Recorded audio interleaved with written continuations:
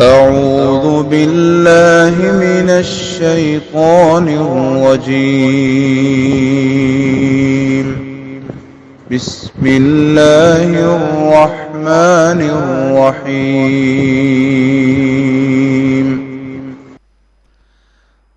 السلام علیکم ورحمۃ اللہ وبرکاتہ۔ سورہ یاسین آیت نمبر 8 سے 12۔ ان الحمد للہ والصلاة والسلام علی رسول اللہ اما بعد۔ اعوذ باللہ السمیع العلیم من الشیطان الرجیم من ہمزہ ونفخہ ونفثہ۔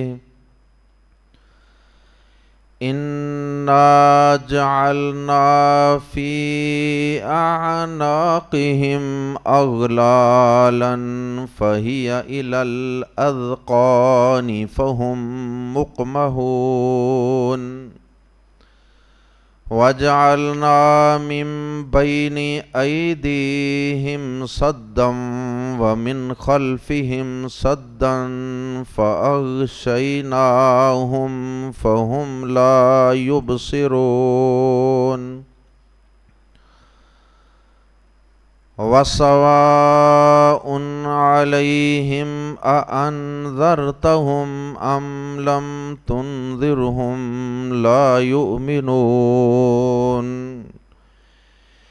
انما تنذر من اتبع الذکر وخشی الرحمن بالغیب فبشرہ بمغفرۃ وأجر کریم۔ انا نحن نحیی الموتى ونکتب ما قدموا وآثارهم وَكُلَّ شَيْءٍ أَحْصَيْنَاهُ فِي إِمَامٍ مُبِينٍ۔ پیارے نبی جناب محمد الرسول اللہ صلی اللہ علیہ وسلم کی نبوت و رسالت کا تذکرہ کیا گیا تھا سورہ یاسین کی ابتدائی آیات میں، اور یہ بات بتائی گئی تھی کہ نبی پاک صلی اللہ علیہ وسلم کی نبوت و رسالت کے برحق ہونے میں ذرا برابر بھی کوئی شک نہیں ہے۔ آپ واقعی اللہ کی طرف سے بھیجے گئے رسول ہیں، اور پھر آپ کو بھیجنے کا مقصد بیان کیا گیا تھا کہ آپ کا مقصد یہ ہے کہ ان مکہ والوں کو آپ ڈرائیں، ان کو آپ برے کاموں کے برے انجام سے ڈرائیں، کیونکہ یہ تو غفلت میں پڑے ہوئے ہیں، صدیاں گزر چکی ہیں، ان کی طرف کوئی نبی رسول نہیں بھیجا گیا، یہ جاہلیت اور غفلت کی زندگیاں گزار رہے ہیں۔ اور اس کے بعد اللہ پاک نے فرمایا کہ اے نبی پاک صلی اللہ علیہ وسلم، ہم نے تو اپنی رحمانیت اور رحیمیت کی وجہ سے آپ کو بھی رحمت للعالمین بنا کر ان لوگوں کی طرف بھیج دیا تاکہ یہ راہ راست پہ آ جائیں، یہ شرک کی غلاظت سے نکل آئیں، یہ کفر سے توبہ کر لیں، اور یہ باقی جو بھی بڑے بڑے جرائم کرتے ہیں ان سے باز آ جائیں۔ لیکن اس کے باوجود ان کی اکثریت ایمان لانے والی نہیں ہے۔ اور آج کے سبق میں آیت نمبر 8 سے اللہ رب العزت نے ان کے کفر پر ڈٹ جانے اور کفر پر، شرک پر، نافرمانی پر اڑ جانے کی نہایت مؤثر طریقے سے تصویر کشی کی ہے۔ بڑی خوبصورت مثال دے کر اللہ پاک نے بات سمجھائی ہے کہ یہ ضد ہٹ درمی کے اندر کس حد تک مبتلا ہو چکے ہیں، یہ اپنے کفر و شرک اور اپنی نافرمانیوں کی زندگی پر، گناہوں کی زندگی پر کس حد تک اڑے ہوئے ہیں۔ اور اللہ پاک نے اس کی تفصیل کچھ یوں بیان فرمائی، فرمایا کہ یوں سمجھ لیجئے کہ جیسے ایک جانور ہے اور وہ ایک حوض کے اندر پانی کے ایک کھال کے اندر اپنا منہ ڈالتا ہے اور وہاں سے پانی پیتا ہے۔ اب یہ جانور پانی پینے کے بعد سر اوپر بھی اٹھاتا ہے، پھر دوبارہ اپنا منہ، اپنا سر اس پانی کے اندر رکھ دیتا ہے اور پھر اس پانی سے فائدہ اٹھاتا ہے، پانی کو گٹا گٹ اپنے اندر کھینچتا ہے۔ لیکن اگر اس جانور کے گلے کے اندر مختلف توق ڈال دیے جائیں، مختلف بیڑیاں ڈال دی جائیں، مختلف کڑیاں ڈال دی جائیں، لوہے کی رنگز ڈال دیے جائیں، ایک پھر اس کے اوپر ایک دوسرا، پھر اس سے اوپر ایک تیسرا، اور وہ ڈالتے ڈالتے کہاں تک لے جائے جائیں؟ ٹھوڑی تک۔ اب اگر ٹھوڑی تک اس طرح کے گول رنگز ڈال دیے جائیں، توق ڈال دیے جائیں، تو اب یہ جانور کیا اپنا منہ نیچے کر کے پانی پی سکے گا؟ یہ تو اپنا منہ بس اوپر ہی رکھے گا۔ ایسے جانور کے ساتھ اور جانور کی اس حالت کے ساتھ تشبیہ دی ہے اللہ رب العزت نے ان کافروں کے تعصب، ضد، ہٹ درمی اور کفر پر اڑ جانے کی۔ اور یہ جو گلے کے اندر توق ڈالے ہوئے ہیں نا، یہ اللہ پاک نے نہیں ڈالے ہوئے۔ اللہ پاک کی طرف تو ہر چیز کی نسبت اس وجہ سے کر دی جاتی ہے کہ ہر چیز کا خالق تو اللہ پاک ہی ہے نا۔ شیطان کو بھی تو اللہ نے پیدا کیا ہو، جھوٹ بھی تو اللہ نے پیدا کیا ہے، شرک بھی تو اللہ نے پیدا کیا ہے، لیکن اللہ پاک نے بتا دیا ہے کہ یہ جھوٹ ہے، یہ سچ ہے، یہ صحیح ہے، یہ غلط ہے۔ اللہ پاک نے تو دونوں میں فرق بھی بتا دیا، سمجھا دیا، اور پھر دونوں میں سے کسی ایک کو اختیار کرنے کا اللہ پاک نے انسان کو اختیار بھی دے دیا۔ کسی ایک کو سلیکٹ کرنے کا اللہ پاک نے اختیار اور چوائس بھی دے دی ہے۔ تو اللہ پاک آیات زیر تفسیر میں ان کافروں کی ضد اور تعصب اور کفر پر اڑے رہنے اور حق سے بدکنے کو اس مثال سے بیان فرما رہے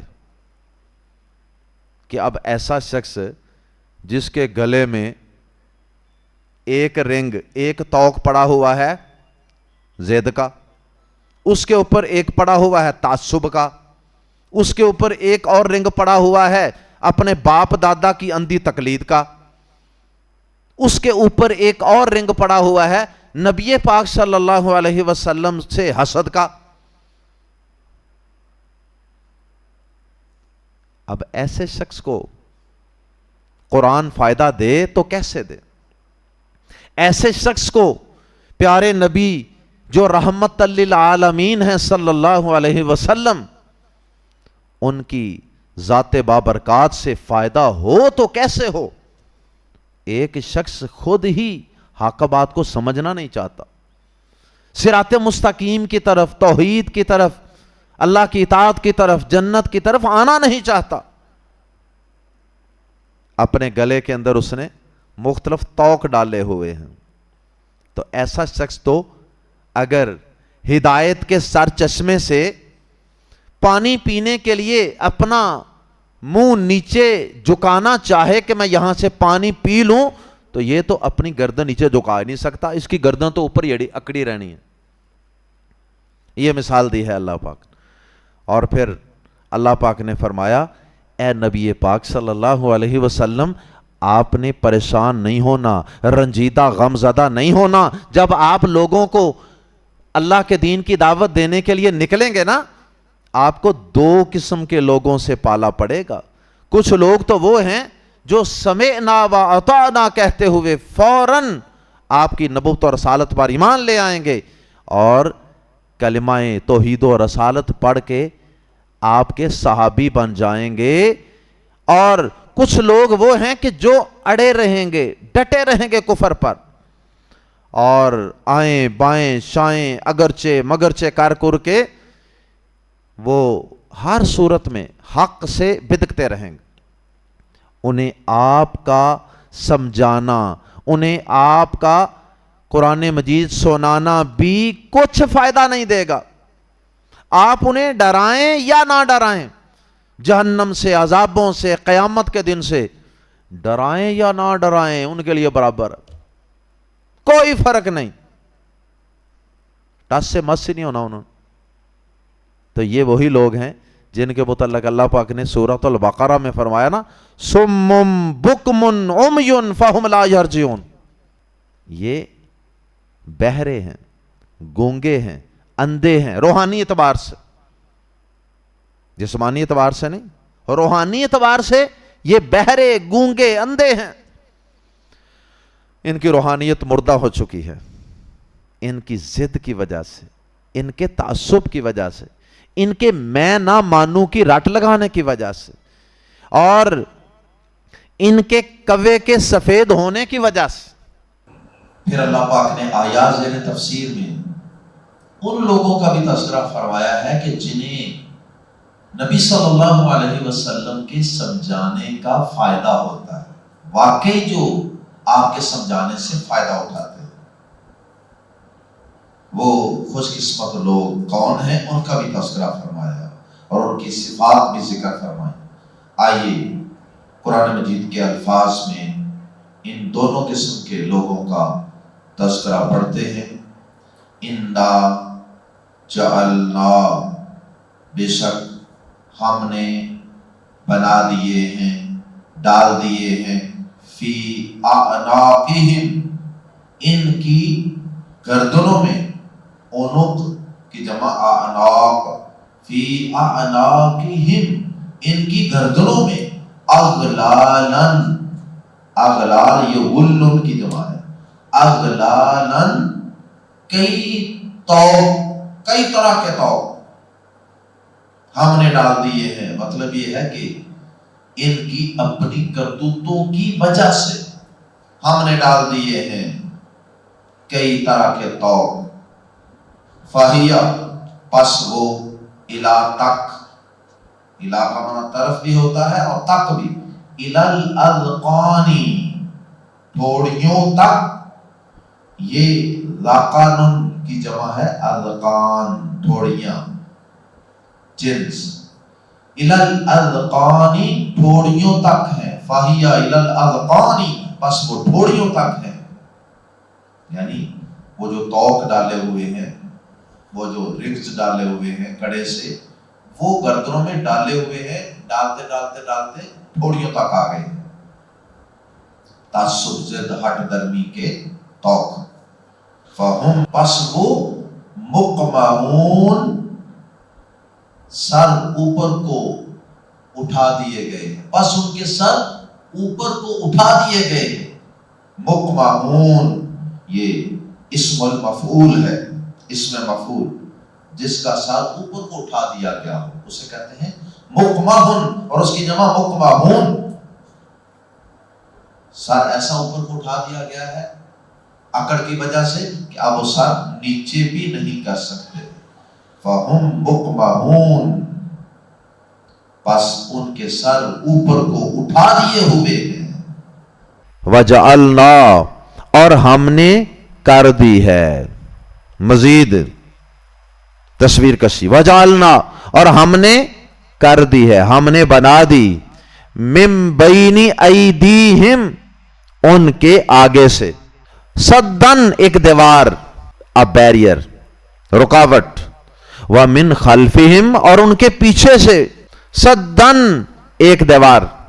مزید اللہ پاک تصویر کشی کر رہے ہیں، یعنی کہ یہ حق کو اب قبول نہیں کر سکیں گے، اس کی منظر کشی ہو رہی ہے نا. تو مزید یہ کہ ان کے آگے بھی ایک دیوار کر دی گئی ہے، ان کے پیچھے بھی ایک دیوار کر دی گئی ہے. حق نظر نہیں آ رہا. حق لینے کے لیے نہ آگے ہی ان کو کچھ نظر آ رہا، نہ آگے بڑھ سکتے ہیں نہ پیچھے جا سکتے ہیں. مزید تصویر کشی. فا پھر اغشینا ہم نے ڈھانک دیا. غشی ہوتی ہے نا موت کی غشی، تو کسی چیز کو ڈھانپ لینا اسے کہتے ہیں غشی. فاغشیناہم تو ہم نے ڈھانک دیا ہے انہیں. کیا مطلب؟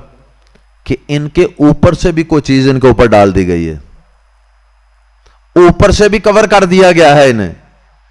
آگے بھی دیوار کر دی گئی، پیچھے بھی دیوار کر دی گئی، اور گردن کے اندر تھوڑیوں تک توق اور زنجیریں ڈال دی گئی ہیں.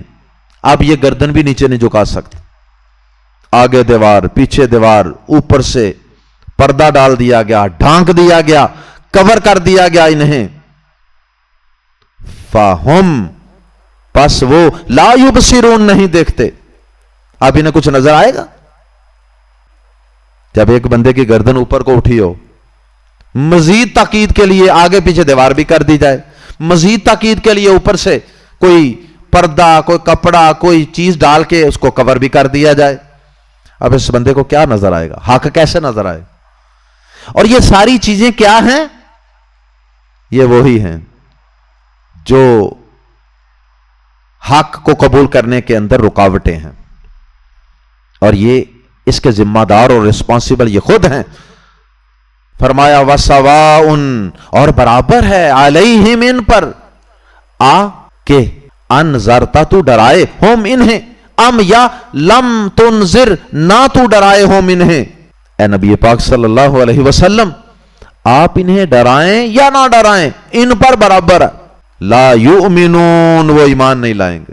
اور ضمناً یہ بات بھی سمجھ لیجئے کہ اللہ پاک نے یہ نہیں کہا کہ اے نبی پاک صلی اللہ علیہ وسلم آپ کے لیے برابر ہے انہیں ڈرانا یا نہ ڈرانا.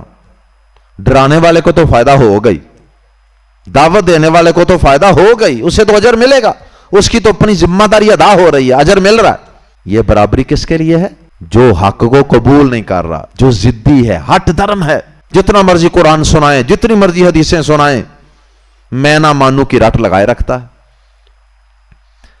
فرمایا کہ ایسے لوگوں کو، ایسے متعصب لوگوں کو ڈرانا نہ ڈرانا، قرآن سنانا نہ سنانا، یہ برابر ہے. وہ ماننے والے نہیں ہوتے. لا یؤمنون وہ ایمان نہیں لائیں گے. اور یہی میں نے عرض کیا تھا کہ سم بکم عمیٌ ہے. سورۃ البقرہ آیت نمبر 6 میں اس کا ذکر موجود ہے. آگے اللہ پاک نے بتا دیا کہ فائدہ کن کو ہوگا آپ کے ڈرانے کا. انما تنذروا آپ تو صرف انہیں ڈراتے ہیں، من اتبع جس نے پیروی کی. آپ تو صرف اسے ڈراتے ہیں جس نے پیروی کی، الذکر نصیحت کی، بلکہ الف لام لگا ہے اس نصیحت کی یعنی قرآن کی. الذکر سے مراد قرآن مجید وہی. انما تنذروا من اتبع الذکر آپ تو صرف اسی کو ڈراتے ہیں جو نصیحت کی پیروی کرے، جو بات ماننا چاہے اسی کو فائدہ ہوگا نا. اللہ اکبر. مراد یہ ہے کہ آپ کے ڈرانے کا فائدہ صرف اسی کو ہوگا. ڈراتے تو آپ سب کو ہیں، سارے کافروں کو بھی آپ ڈراتے تھے. مراد یہ ہے کہ آپ کے ڈرانے کا فائدہ صرف ان لوگوں کو ہوگا جو نصیحت کی پیروی کریں. مطلب کہ نصیحت کو پہلے غور سے سنیں، سمجھیں اور پھر اس پر عمل کرنا شروع کر دیں. انہی کو فائدہ ہوگا. استاد پڑھاتا ہے سارا سال تو فائدہ کس کو ہوتا ہے؟ جو استاد کی بتائی ہوئی باتوں پہ عمل کرتا ہے، جو استاد کی سمجھائی ہوئی چیزوں کو غور سے سنتا ہے، سمجھتا ہے اور ان کو یاد کرتا ہے، پھر امتحان میں وہی پاس ہوتا ہے نا، وہی کامیاب ہوتا ہے. تو فرمایا کہ آپ تو صرف اسی کو ڈراتے ہیں یا ڈرا سکتے ہیں، یا آپ کے ڈرانے کا فائدہ تو صحیح معنوں میں اسی کو ہے جس نے پیروی کی، نصیحت کی. وخشیہ اور وہ ڈرا یا وہ ڈرے الرحمن، اور رحمان سے، بالغیب، بن دیکھے. اس کی دو تفسیریں سورہ فاطر آیت نمبر 18 میں بھی ہم پڑھ چکے ہیں. اس کے دو مطلب ہوتے ہیں. ایک یہ کہ اللہ کو دیکھا ہی کوئی نہیں اور اس کو مانتا ہے اس کی قدرتوں سے، اور ایک معنی یہ کہ کوئی دنیا کی طاقت دیکھنے والی نہیں ہے، اکیلا ہے، پھر بھی اللہ سے ڈرتا ہے، اللہ سے ڈرتے ہوئے گناہ سے بچتا ہے. یعنی لوگوں کی غیر موجودگی میں بھی وہ اللہ سے ڈرتا ہے اور گناہ چھوڑ دیتا. یہ دونوں اس کے میننگز ہیں. وَخَشِيَ الرَّحْمَانَ بِالْغَيْبِ، اور رحمان سے بن دیکھے ڈرے. تھوڑا بہت دل کے اندر ڈر تو ہو نا کسی کے. جس کے دل میں ڈر ہی نہیں ہے تو وہ پیغمبر کی بات سے بھی کوئی فائدہ نہیں اٹھا پاتا. جو بات بتائی جائے اس کو ماننے کا اندر جذبہ ہو انسان کے، پھر فائدہ ہوتا ہے نصیحت کا. پس بشرہ، خوشخبری دے دیجئے، اسے، ایسے شخص کو اے نبی پاک صلی اللہ علیہ وسلم خوشخبری سنا دیجئے. بی کی پریپوزیشن ہے، کس کی خوشخبری؟ بی مغفرتن، بڑی بخشش کی. مغفرتن کی تنوین کی وجہ سے ترجمہ کر رہے ہیں بڑی بخشش، چھوٹی موٹی بخشش نہیں، بہت بڑی بخشش کی خوشخبری سنا دیجئے. اتنی بڑی بخشش کہ جو سارے گناہوں کو ڈھانپ لے گی. وَأَجْرٍ کریم، اور با عزت اجر. دنیا کے اندر بھی انسان کو ریوارڈ ملتے ہیں نا، مزدوریاں ملتی ہیں، لیکن اکثر ذلیل و خوار ہو کر ملتی ہیں. حتیٰ کہ جو لوگ محنت مزدوری کرتے ہیں ان کو بھی بہت کم لوگ ہیں جو عزت وقار احترام کے ساتھ کسی کو اس کی مزدوری دیتے ہیں. ورنہ گالیاں بھی سن رہے ہیں، چڑکیں بھی سن رہے ہیں، اور پتہ نہیں کیا کیا کرنا پڑتا ہے دنیا کے رزق کے لیے. لیکن جو جنت کا رزق ہے نا، وہ بڑے پروٹوکول، وہ بڑی آنر، وہ بڑی عزت، وہ بڑے وقار کے ساتھ عطا کیا جائے گا. اس لیے اسے اجرن کریم کہا گیا ہے، با عزت اجر، عزت والا اجر. فبشرہ بمغفرۃ واجر کریم، پس ایسے شخص کو دو چیزوں کی خوشخبری سنا دیجئے، ایک بڑی بخشش کی اور دوسرا با عزت اجر کی. اللہم اجعلنا منہم. اور آخری آیت میں اللہ پاک نے دونوں گروہوں کے بارے میں بتا دیا. دو گروہوں کا ذکر ہوا نا، ایک جن کو ڈرانا نہ ڈرانا برابر ہے، اور ایک وہ جنہیں ڈرانے کا فائدہ ہوتا ہے. تو آخر میں اللہ پاک نے دونوں گروہوں کے متعلق فرما دیا کہ کوئی اچھے عمل کرے یا برے، کوئی آپ کے ڈرانے پر کان دھرے، اپنے آپ کو جھکا دے یا نہ جھکائے، اڑ جائے. دونوں صورتوں میں فرمایا انا، بے شک ہم. انا کے اندر جو الف ہے نا وہ بھی ہم کا معنی دے رہا ہے، اور نحنو کا معنی بھی ہم. اس لیے ہم دو دفعہ ہم ہے، ایک کا ترجمہ ہم کریں گے اور ایک کی وجہ سے اس میں زور پیدا کر دیں گے، انا نحنو. بلکہ ایک تیسرا بھی آگے ہم کا لفظ موجود ہے، نحیی کے شروع میں جو نون ہے اس کا معنی بھی ہم ہے. تو یہ ہم پر زور دینا مقصود ہے. انا نحنو نحیی، بے شک ہم ہی زندہ کریں گے. اللہ تعالیٰ فرماتے ہیں بے شک ہم ہی زندہ کریں گے، ہم نہیں تو اور کون کرے گا زندہ. الموتا، میت کی جمع موتا، مردوں کو.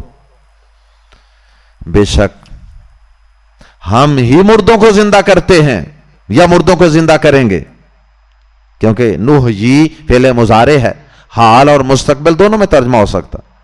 وَنَكْتُبُ، اور ہم لکھ رہے ہیں، ما قدموا، جو بھی انہوں نے آگے بھیجا.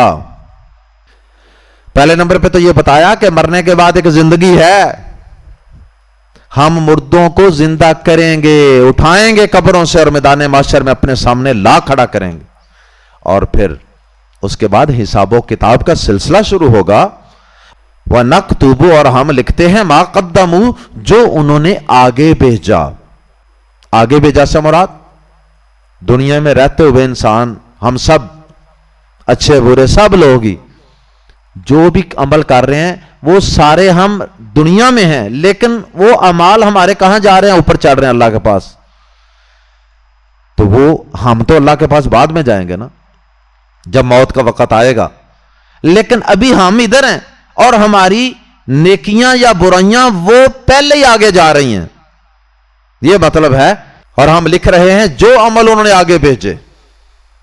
دنیا میں رہ کے انسان زندگی میں جو عمل کرتا ہے وہ مراد ہے. وَنَكْتُبُ مَا قَدَّمُوا کا یہ مطلب ہے. وَآثَارَهُمْ دوسری چیز جو ہم لکھتے ہیں وہ کیا ہے؟ وَآثَارَهُمْ اور ان کے چھوڑے ہوئے نشانات. آثار اثر کی جمع ہے، قدموں کے نشانات اور ان کے چھوڑے ہوئے نشانات. جب کوئی انسان کہیں سے گزر کے جاتا ہے نا تو وہ پیچھے نشانات چھوڑ جاتا ہے. وَآثَارَهُمْ اور ان کے چھوڑے ہوئے نشانات بھی. یہ چھوڑے ہوئے جو نشانات ہیں نا، اس سے مراد دو قسم کی چیزیں ہیں. ایک تو وہ ہیں جو مشہور تفسیر ہے اس کی، امام ابن کثیر رحمہ اللہ نے اس کی دو تفسیریں کی ہیں اور دونوں کے متعلق کہا کہ دونوں ہی درست ہیں، دونوں چیزیں ہی مراد ہو سکتی ہیں. ایک تو یہ کہ انسان دنیا کے اندر رہ کر کوئی اچھا یا برا عمل کرتا ہے نا تو اس میں دوسروں کے لیے بھی موٹیویشن ہوتی ہے. ایک تو یہ کہ میں نے خود ایک نیکی کی اور وہ میری نیکی اللہ کے پاس چلی گئی، کسی کو اس کا کوئی فائدہ نہیں ہوا. میں نے گناہ کیا اور وہ اللہ کے پاس چلا گیا، کسی نے میرا نہ گناہ دیکھا نہ کسی کو اس کا نقصان ہوا. ایک تو نیکی گناہ اس طرح کی ہوتی ہے نا. کچھ نیکیاں کچھ گناہ ہوتے ہیں کہ جن کے سوسائٹی پر، معاشرے پر اور دیگر لوگوں پر بھی اثرات ہوتے ہیں، اچھے یا برے.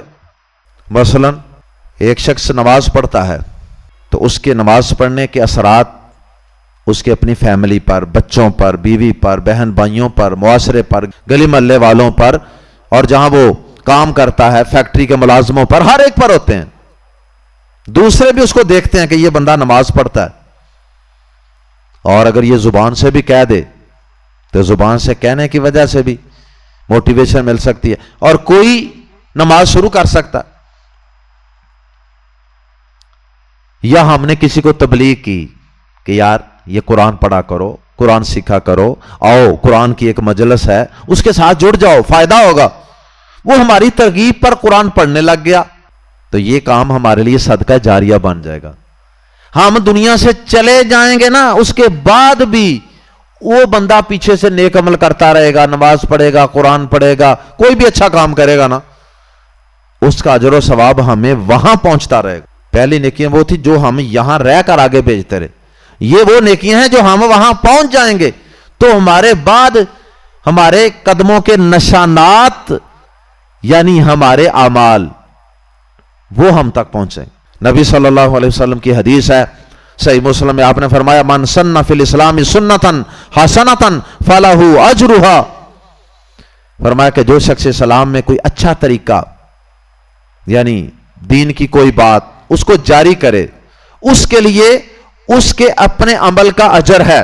وَأَجْرُ مَنْ عَمِلَ بِهَا بَعْدَهُ اور اس کے بعد جو دوسرے لوگ اس پر اس کی بتائی ہوئی نیکی پر عمل کریں گے نا ان کا اجر بھی اسے ملے گا. یعنی اگر میرے کسی کو نمازی بنانے پر کوئی نمازی بن جائے، اپنی نمازوں کا بھی ثواب اور وہ جو نمازیں پڑھے گا میری وجہ سے، قرآن پڑھے گا میری وجہ سے، اس کا بھی اجر و ثواب. یہ دونوں چیزیں ہی مجھے وہاں پہنچتے رہیں گے. اللہ اکبر. پیارے نبی صلی اللہ علیہ وسلم کی دوسری حدیث ہے صحیح مسلم میں، آپ نے فرمایا اذا مات الانسان انقطع عنہ عملہ الا ثلاث. جب آدمی فوت ہو جاتا ہے تو تین قسم کی نیکیاں جاری رہتی ہیں، باقی سارا نامہ اعمال کا سلسلہ رک جاتا ہے. ان تین چیزوں کے متعلق آپ نے فرمایا کہ ان میں سے ایک چیز کیا ہے؟ صدقۃ جاریہ، صدقہ جاریہ. کوئی درخت لگا دیا، کوئی نلکا لگا دیا، کوئی اسپتال بنا دیا. اسی طرح آپ نے فرمایا علم ينتفع به، یا کوئی علم کسی کو پڑھا دیا، کوئی کتاب لکھ گیا تو وہ علم پیچھے سے لوگ جتنی دیر فائدہ اٹھاتے رہیں گے نا ان کے اجر و ثواب کا سلسلہ ہمارے نامہ اعمال میں پہنچنے کا सिलसिला भी जारी रहेगा। ये मतलब है वआसारहुम, और उनके छोड़े हुए निशानात भी, ये मतलब है। और इसका एक माना यह भी है कि जब हम कोई नेकी का अमल करने के लिए जाते हैं ना, तो हमारे कदम जमीन पर लगते हैं। वो जो कदम हमारे जमीन पर लगते हैं ना, वो कदमों के निशानात भी लिखे जाते हैं और उनका भी अजर और सवाब मिलेगा। यह भी इसका मतलब बयान किया गया है। वकुल्ल शैइन, और हर चीज अहसैनाहु, हमने जब्त कर रखा है उसे, हमने लिख रखा है, गिन रखा है उसे। वी हैव एनुमिरेटेड फी इमाम मुबीन, एक वाज़े किताब में, इन अ क्लियर रजिस्टर। इससे मुराद लोहे महफूज भी हो सकती है और इससे मुराद हर इंसान का नामा अमाल भी हो सकता है। तो अल्लाह पाक फरमाते हैं कि हमने हर चीज एक वाज़े किताब में लिख रखी है, गिन रखी है, शुमार कर रखी है। उसके मुताबिक फिर क़यामत के दिन हम फैसला करेंगे। अल्लाह पाक हम सबको अंबियाए किराम की बताई हुई बातों को समझने, गौर से सुनने और उनके लिए अपने दिलो दिमाग को खुला रखने की तौफीक अता फरमाए। अल्लाह हमें ऐसा दिल अता फरमाए कि जो हक बात को फौरन कबूल कर ले। अल्लाह हमें हर किस्म की जिद से, हट दर्मी से और हक की मुखालफत से महफूज रखे। सुबहानक अल्लाहुम्मा व बिहम्दिका अशहदु अल्ला इलाहा इल्ला अंता अस्तगफिरुका व अतूबु इलैक।